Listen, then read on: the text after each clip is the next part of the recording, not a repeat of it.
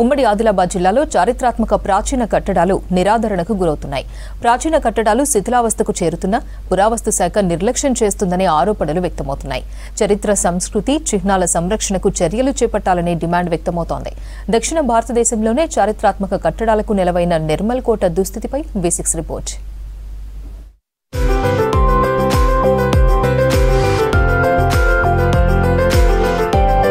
ఉమ్మడి ఆదిలాబాద్ జిల్లాలో ప్రాచీన చరిత్రాత్మక కోటలు 72 ఉన్నాయి. పురావస్తు శాఖ వీటిపై నిర్లక్ష్యం చేయడంతో శిథిలావస్థకు చేరాయి. నిర్మల్ పట్టణంలో 12 కోటలు నిర్మించారు నిజాం పాలకులు. 1740-80వ సంవత్సరాల్లో ఈ కోటలను నిర్మించారు. వీటిని ఫ్రెంచ్ ఇంజనీర్ల నైపుణ్యంతో అద్భుతంగా తీర్చిదిద్దారు. ఇందులో బత్తీస్గఢ్ కోట ప్రముఖ స్థానంలో నిలుస్తోంది. ఇందులో 32 గదులుండడంతో బత్తీస్గఢ్గా పిలిచేవారు. ఇది పరిపాలనా కేంద్రంగా ఉండేది. ఈ కోటను కిలోమీటరు విస్తీర్ణంలో 40 మీటర్ల ఎత్తులో నిర్మించారు. 32 గదుల పాటు చుట్టూ ప్రహారీ గోడ, సైనికులు, పరిపాలకుల కోసం మీటింగ్ హాల్, వాటర్ ట్యాంక్, కోనేరు, పద్మావతి కోట, ఫిరంగుల ఏర్పాటుతో ఎత్తైన భవనం నిర్మించారు. నిర్మల్ అనేది సహ్యాద్రి పర్వతాలలో ఉండడం వల్ల, గుట్టల మధ్య ఉండడం వల్ల ప్రాచీన కాలం నుంచి ఇక్కడ కోటలు నిర్మించడానికి అనుకూలమైన ప్రదేశం. ప్రస్తుతం నిర్మల్లో 12 వరకు కోటలు నిర్మించబడి ఉన్నాయి. వాటిలో బత్తీస్గఢ్ ఒకటి. ఇప్పుడు మనం ప్రస్తుతం ఉన్న 1740 వరకు పరిపాలించండు. అతని కాలంలో ఇక్కడ కోటల నిర్మాణం ఫ్రెంచి వాళ్ళ ఇంజనీర్ల సహాయంతో నిర్మించడం జరిగింది. శ్రీనివాసరావును ఓడించి నిర్మల్ను ఆక్రమించి శ్రీనివాసరావు నిర్మించిన ఈ కోటలను ఇంకా మరమ్మతు చేసి వాటిపైన బ్రిక్స్ నిర్మాణం చేసి ఫిరంగులను తయారు చేసి ఫిరంగులను పేల్చే విధంగా ఈ కోటలను ఆధునికీకరించిండు. ఈ ప్రాంతంలో పరిపాలించిన నిజాం సామంత రాజులు కోత్వాల్లో శిస్తు వసూలు చేసేవారు. ఈ ప్రాంతంలో శిస్తు రూపంలో వసూలు చేసిన బంగారం, వెండి నాణేలను బత్తీస్గఢ్ కోటలో జమ చేసేవారు. వాటిని ఓ పాత్రలో ఉంచి కట్టడాల కింద గుప్తం చేసేవారు. అవసరమైన సందర్భాల్లో వాటిని వెలికి తీసి నిజాం పాలకులకు అందజేసేవారు. దీంతో బత్తీస్గఢ్ కోట ఖజానా కోటగా మారింది. రాజ్య పాలనలో అభివృద్ధి, ఇతర అంశాలపై బత్తీస్గఢ్లోనే సమావేశమయ్యేవారు నిజాం నవాబులు.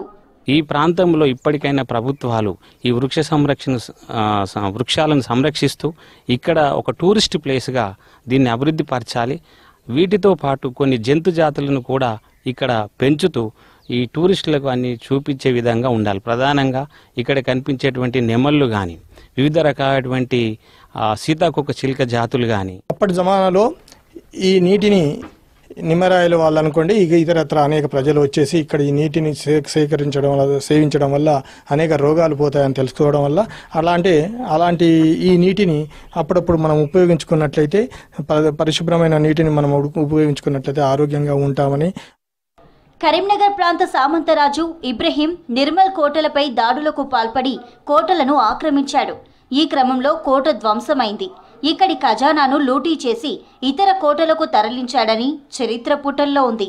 అనంతరం నిజాం పాలకులు బ్రిటిష్ సైనికుల దాడితో ఇబ్రహీంను అంతమొందించారు. ఈ కోటలో గుప్త నిధులకు రక్షణగా పాలకులు నాగబంధం ఏర్పాటు చేశారని ప్రచారంలో ఉంది. తరువాతి క్రమంలో సామంతరాజైన శ్రీనివాసరావు ఈ కోటను పునర్నిర్మాణం చేపట్టారు.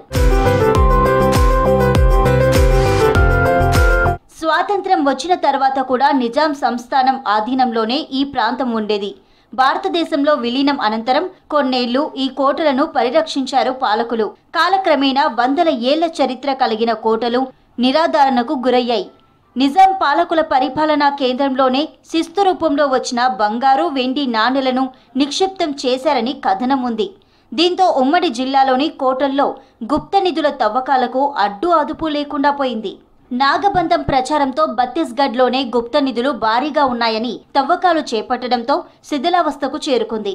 ఈ ఘటనలతో పురాతన కోటలపై పర్యవేక్షణ కొరవడిందని తెలుస్తోంది. ఇక్కడ బత్తీస్గఢ్ అని పేరు రావడానికి ముఖ్య కారణము ఇక్కడ మన వెనుకాల ఉన్నది 32 గదులతో కూడిన ఒక భవనం.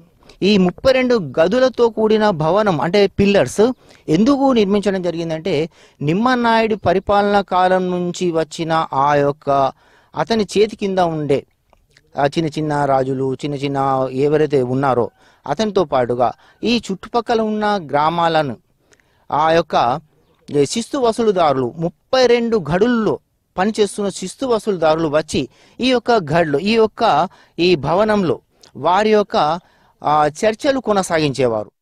పూర్వీకుల చరిత్రకు సాక్ష్యంగా నిలిచే చారిత్రాత్మక కట్టడాలను పురావస్తు శాఖ సంరక్షించాలని కోరుతున్నారు స్థానికులు, చరిత్రకారులు.